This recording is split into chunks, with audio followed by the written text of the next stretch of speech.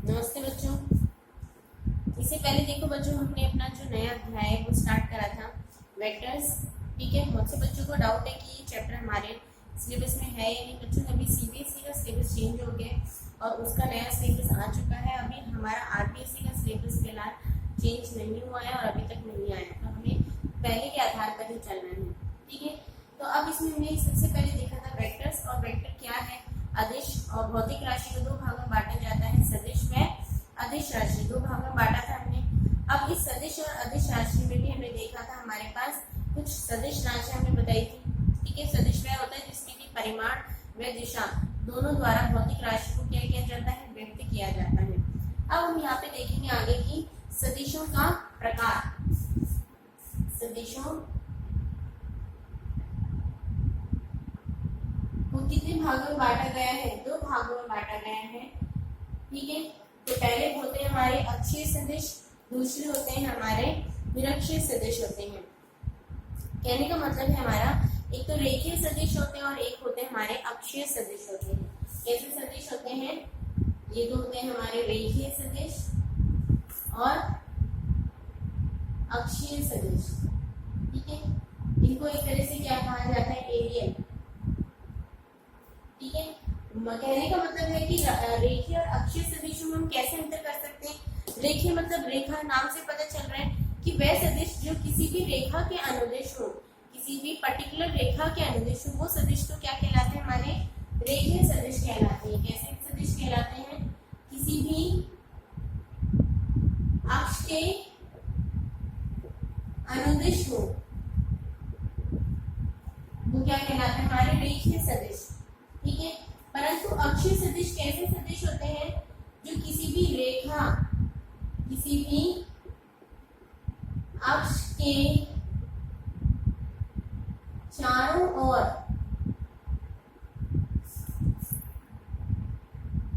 गमन करते हो। कैसे करते हो? अक्ष के चारों ओर गमन करते हो। ये अक्ष के अनुदिश गमन करते हैं और ये अक्ष के चारों ओर क्या करते हैं? गमन करते हैं। इनका कि हम परिमाण कैसे ज्ञात करते हैं? कि अगर हमें ये व्यक्त करना हो डायग्रामेटिकली, हम इस प्रकार से व्यक्त करेंगे। ये आपको पहले बताया था कि किसी भी वेक्टर को हम एरो के द्वारा या तीर के निशान से क्या करते हैं? हम व्यक्त करते हैं। तीर के निशान में ये जो टूच है हमारे पास, जो कि क्या है हमारे पास? के ये क्या होता है? प्रारंभिक बिंदु, और जो इसका एंड पॉइंट होता है वो क्या कहलाता है? हमारा हेड कहलाता है या फिर शीर्ष कहलाता है। ठीक है, तो ये एक रेखा के अनुदेश है, किसी भी एक अक्ष के अनुदेश है। ठीक है, सीधा है, तो ये कैसे सदिश कहलाएंगे? रेखीय सदिश। और वेक्टर को हम बच्चों कैसे व्यक्त करते हैं? इस तरह से सिंबल ए वेक्टर, इस तरह से साइन ऊपर एरो लगा के हम व्यक्त करते हैं इसके द्वारा सदिश के रूप में। परंतु यहाँ पे जो अक्षीय सदिश है, ये अक्षीय सदिश क्या होते हैं? किसी भी अक्ष के चारों ओर, सपोज ये अक्ष है हमारे पास, अब इस अक्ष के चारों ओर क्या करते हैं? ये गमन करते हैं। चारों ओर क्या करते हैं? गमन करते हैं और उसकी दिशा को क्या करते हैं? वेक्ट। इट मींस कि कैसे सदिश होते हैं? जो कि घुमावदार होते हैं। या तो इनकी दिशा क्या होगी? या तो इनकी दिशा वामावर्त होंगे, या तो ये वामावर्त होंगे या दक्षिणावर्त होंगे। हरी बात समझ में? या तो ये क्या होंगे? वामावर्त होंगे, ठीक है, लेफ्ट हैंड साइड, या दक्षिणावर्त होंगे। या कैसे होते हैं ये?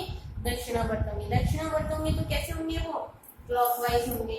और वामावर्त होंगे तो एंटी क्लॉकवाइज होंगे। दक्षिणावर्त होंगे तो दक्षिण की ओर जा रहे हैं तो कैसे होंगे? क्लॉकवाइज होंगे। या तो ये इस तरह से घूमेंगे या इस तरह से घूमेंगे, या तो क्लॉकवाइज घूमेंगे या एंटी क्लॉकवाइज घूमेंगे। घड़ी की सुई की दिशा में अगर घूम रहे हैं तो वो क्या होंगे? क्लॉकवाइज होंगे। और घड़ी की सुई की विपरीत दिशा में घूम रहे तो एंटी क्लॉकवाइज होंगे। तो ऐसे सदिशों को क्या कहा जाता है? अक्षीय सदिश या एरियल वेक्टर्स कहा जाता है। कैसे वेक्टर कहते हैं बच्चों? Aerial vectors. ये हम आगे जाके पढ़ेंगे। इसके उदाहरण मतलब कि ये एक तरह से ये जो अक्षीय सदिश होते हैं वो किसके प्रभाव को व्यक्त करते हैं? घूर्णन गति के प्रभाव को। किसको व्यक्त करते हैं? घूर्णन गति के प्रभाव को व्यक्त करते हैं। किसको व्यक्त करते हैं बच्चों? घूर्णन गति के प्रभाव को व्यक्त करते हैं। कि अब यहाँ पे सपोज ये हमारे पास पेन है, अब हमने कोई बॉल ली, इसके चारों तरफ इस बॉल को इस तरह से ऐसे घुमा रहे हैं। अब वो जो बॉल जो घूम रही है उसका परिमाण आप क्या बोल रहे हैं कि किस वेग से घूम रही है? तो वेग तो क्या हो गया इसका परिमाण, और किस दिशा में घूम रही है, ये क्लॉकवाइज घूम रही है या एंटी क्लॉकवाइज घूम रही है, ये हम जिसके द्वारा व्यक्त करते हैं या जिस भौतिक राशि के द्वारा इनके परिमाण को व्यक्त कर रहे हैं और साथ साथ इसकी दिशा को भी बता रहे हैं, दिशा या तो क्लॉकवाइज होगी या एंटी क्लॉकवाइज होगी, वो किसको व्यक्त करता है, उसकी अक्षीय सदिश के द्वारा व्यक्त की जाती है। इसमें मोस्टली कैसी गति के अंतर्गत व्यक्त करते हैं, इन्हें घूर्णन गति के प्रभाव को क्या करते हैं, व्यक्त करते हैं।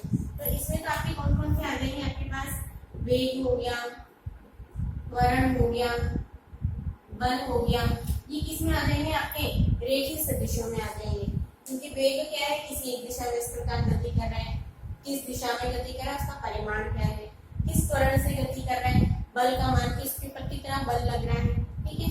परंतु यहाँ पर घूर्णन गति के प्रभाव को व्यक्त कर रहे हैं, तो यहाँ पर एग्जांपल भी हमारे पास क्या हो जाएंगे, कोणीय वेग, कोणीय संवेग, बलाघूर्ण,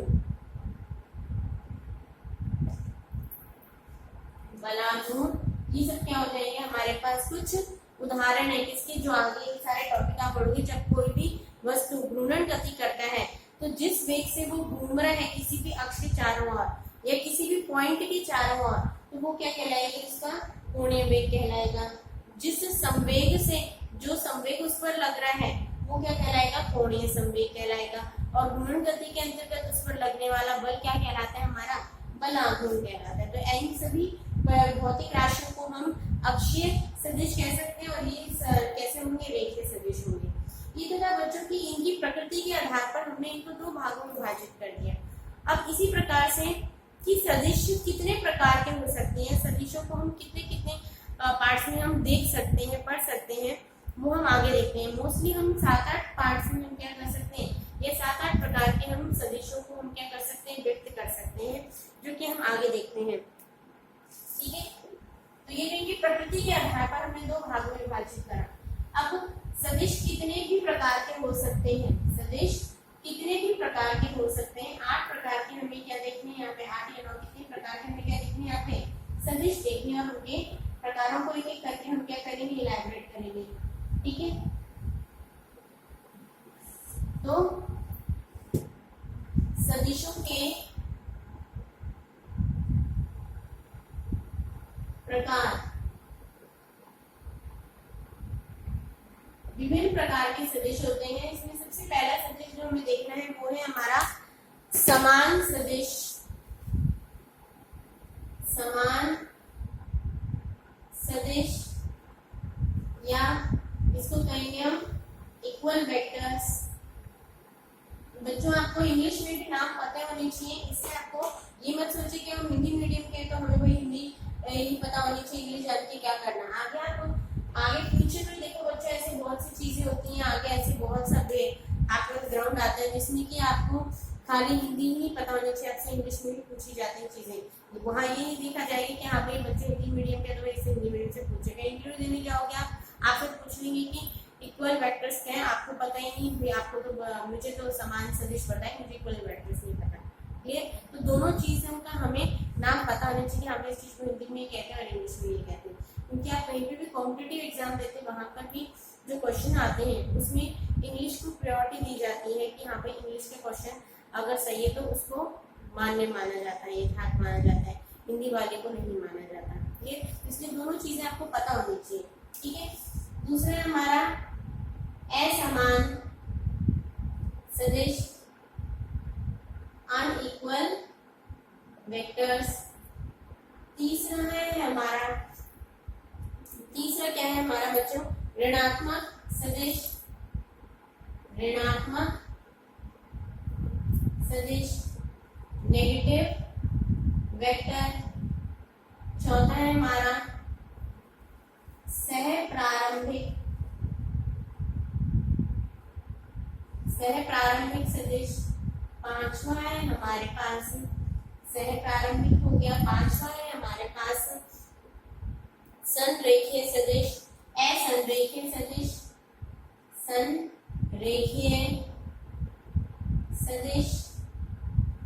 छठा है असंरेखीय सदिश, असंरेखीय सदिश। सातवां हो गया हमारे पास स्थानागत सदिश या अस्थानागत सदिश। और नवा हो जाएगा हमारे पास, नवा हो जाएगा उनका शून्य सदिश। शून्य सदिश इसको बोलते हैं सह प्रारंभिकों को initial vector, linear vector, non linear vector, localised vector, non localised vector और ये जीरो वेक्टर। सारी चीजें हम एक एक करके देखेंगे। समान सदिश इक्वल वेक्टर्स, अनइक्वल वेक्टर्स, ऋणात्मक सदिश जीरो नेगेटिव वेक्टर, सह प्रारंभिक सदिश को इनिशियल, संरेखीय सदिश लीनियर वेक्टर, असंरेखीय सदिश नॉन लीनियर वेक्टर, स्थानागत सदिश लोकलाइज्ड, अस्थानागत नॉन लोकलाइज्ड और शून्य सदिश जीरो वेक्टर। अब एक एक करके इनको हम देख लेते हैं। 9 प्रकार के हमें क्या देखने यहाँ पे सदिश देखने की। आपके पास इस प्रकार के अगर वेक्टर आ जाते हैं तो हम क्या कहेंगे कि आपको सीधा बोल दिया कि एक स्थानागत सदिश है। अब स्थानागत सदिश आपको पता है क्या होगा, तो ही तो आप उसके अकॉर्डिंग उसका डायग्राम बनाओगे, उसको आगे हल करोगे। ठीक है, कहीं पे सीधा आपको देखेगा कि संरेखीय सदिश है। अब संरेखीय सदिश आपको पता ही नहीं कि कैसी प्रकृति का होता है, तो आप कैसे लिखोगे। ठीक है, तो एक एक करके सारे सदिश देखने हमें। तो सबसे पहले देखते हैं हम समान सदिश या इक्वल वेक्टर। देखो बच्चों, नाम से पता चल रहा है कि कैसा सदिश है ये, समान सदिश है। कैसा है? इक्वल वेक्टर है। कैसा वेक्टर है ये? Equal vector. इक्वल वेक्टर का मतलब, और वेक्टर क्या परिभाषा हम पढ़ ही चुके हैं कि परिमाण व दिशा दोनों व्यक्त होती है जिसमें, वह भौतिक राशि जिसमें परिमाण व दिशा दोनों व्यक्त होती है। तो इक्वल वेक्टर कैसे वेक्टर होंगे? वे सदिश जो कि जिनके की परिमाण व दिशा कैसी हो? समान हो, वो कैसे सदिश कहलाते हैं? हमारे पास इक्वल वेक्टर्स कहलाते हैं। कैसे वेक्टर कहलाते हैं? Equal vector. तो सिंपल सी क्या परिभाषा हो गई हमारे पास इसकी? वे सदिश जिनके परिमाण व दिशा समान हो। अब या तो उनके परिमाण समान हो या उनकी दिशा समान हो या दोनों ही क्या हो? समान हो।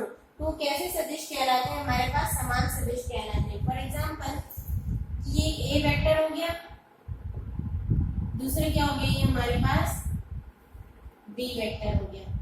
अब इन दोनों के परिमाण कैसे हैं आपके? सेम है। यहाँ से इसकी लेंथ कितनी है? एल है सपोज। इसकी लेंथ भी कितनी दिख रही है आपको? एल दिख रही है। दोनों की परिमाण तो सेम है और दिशा भी क्या है? एक ही डायरेक्शन में। तो इनकी परिमाण में दिशा दोनों कैसे हो गए? हमारे पास समान हो गए। क्लियर? अब यहाँ पे सब अगर हमारे पास इस तरह से होता,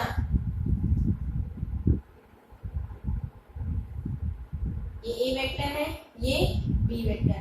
अब क्या यहाँ पे परिमाण समान है? परिमाण तो समान नहीं है, परंतु परिमाण क्या है? समान नहीं है। परिमाण कैसे है?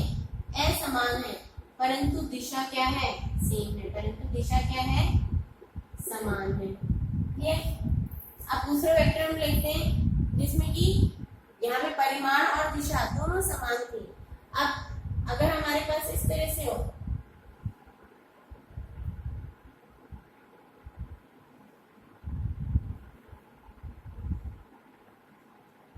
ए वेक्टर और ये बी वेक्टर। अब यहाँ पे परिमाण तो आप देख रहे हो दोनों का लगभग कैसा है? परिमाण तो समान है और दिशा कैसी है?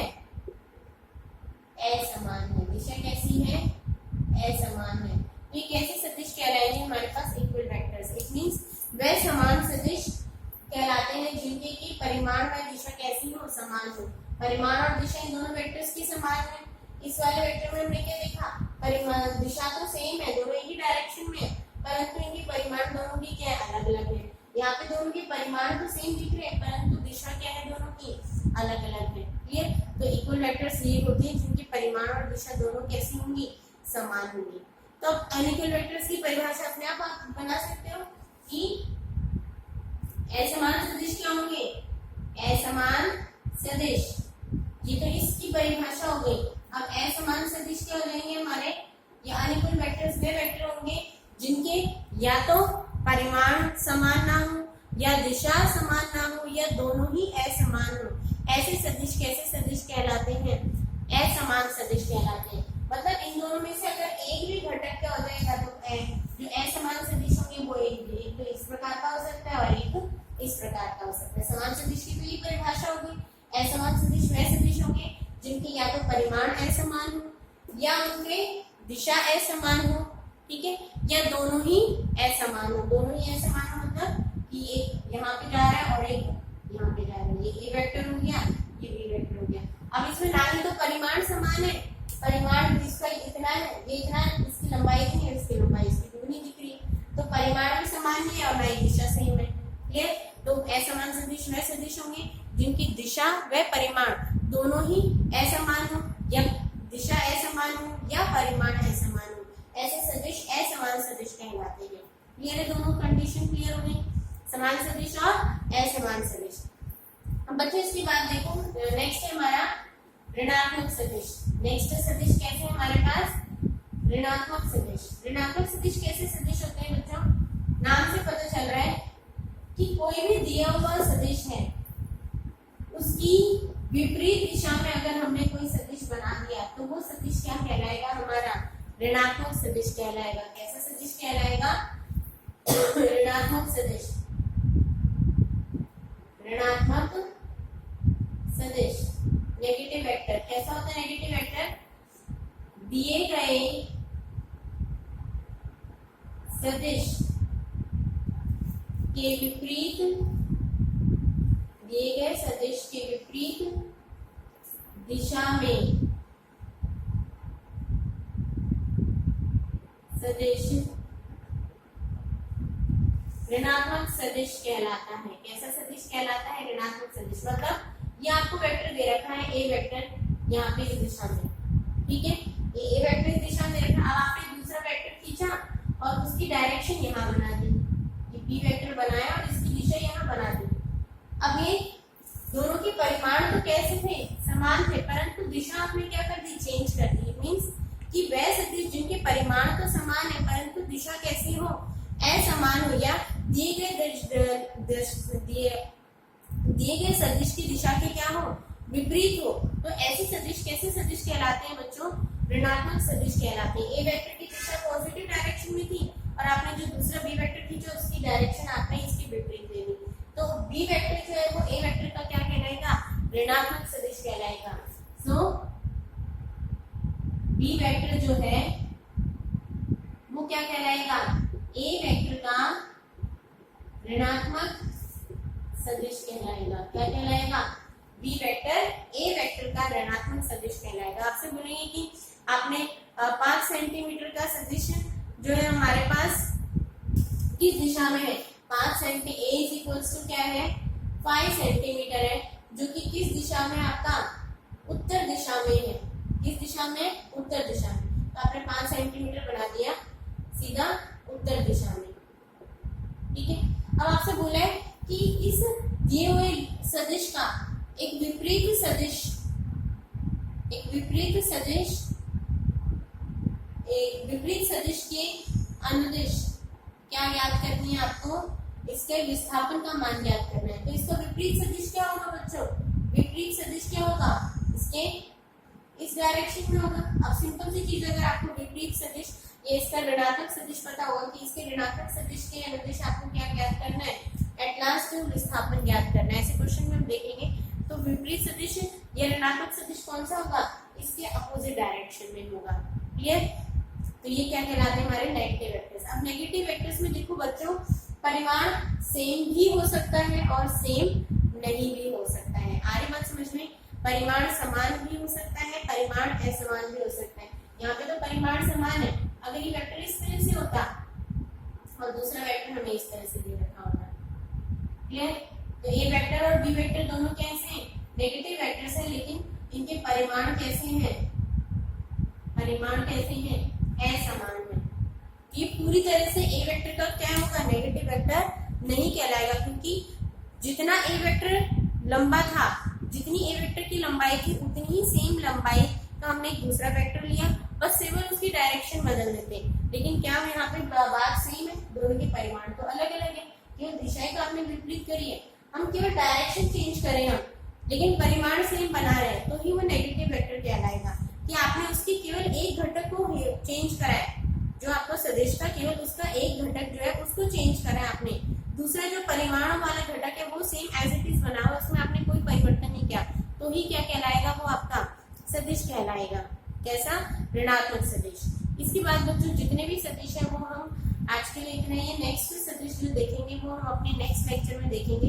विभिन्न प्रकार के सदिश जितने भी बचे हमारे पास, टोटल 9 सदिश देखने में, हमने 3 सदिश देख चुके हैं, नेक्स्ट में हम देखेंगे अपनी नेक्स्ट क्लास में बच्चों।